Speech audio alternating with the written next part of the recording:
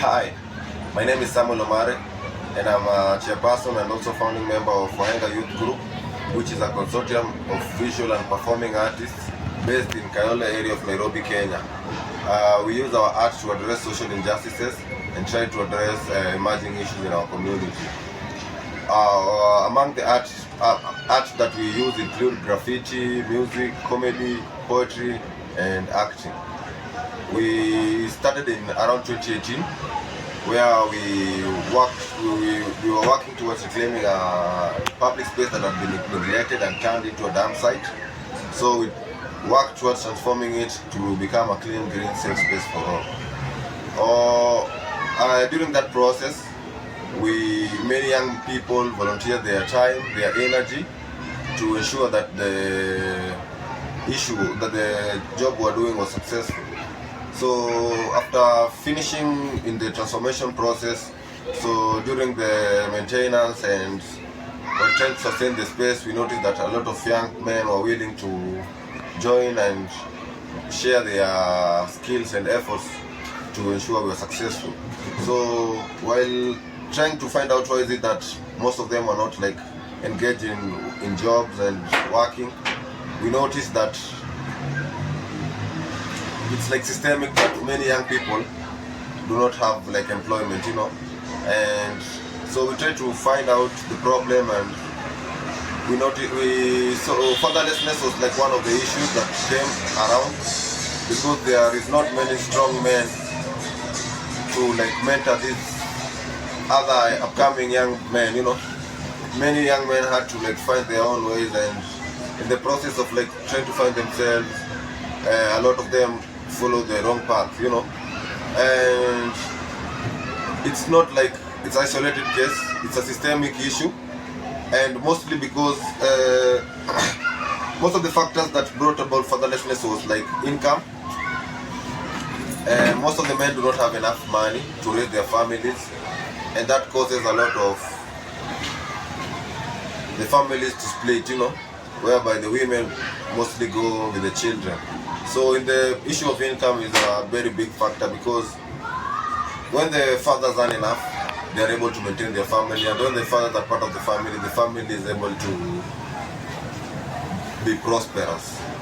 Another issue was it's a systemic oppression of the men, because even in when government, recently in Kenya we had protests. Most of the victims were young boys, young men. They were shot dead, others were abducted, Even in the prisons now, when you go, you find a lot of young men who are stuck there with minor issues, and they don't have anybody to bail them. So that the large population, even in the streets, most of the homeless people, they are young men, because they don't have strong father figures to guide them and make them useful. So only those that tried and were very resilient managed to make it. Out of all the if 10 young men grew together, for example myself, all of the young men that we studied with together, most of them are not alive by now. It's a systemic oppression, a silent genocide of the young men. They start by eliminating the father figure from the family, and the family scatters. Also, there was an issue about the people who are supporting men and who are working with men. They don't get enough funding to support the initiatives. They are labeled, they're given they're called misogynists. A lot of funny labels. They call it patriarchy, and I'm not saying patriarchy is not part of the problem, but we are not beneficiaries of patriarchy. So they label you names, but in a real life, these young men, they do not deserve to be neglected. All the funding organizations, they fund the feminist movement. The young girls. Even we have a daughter, but I'm not fighting the young girls, but they get more opportunities than the young men.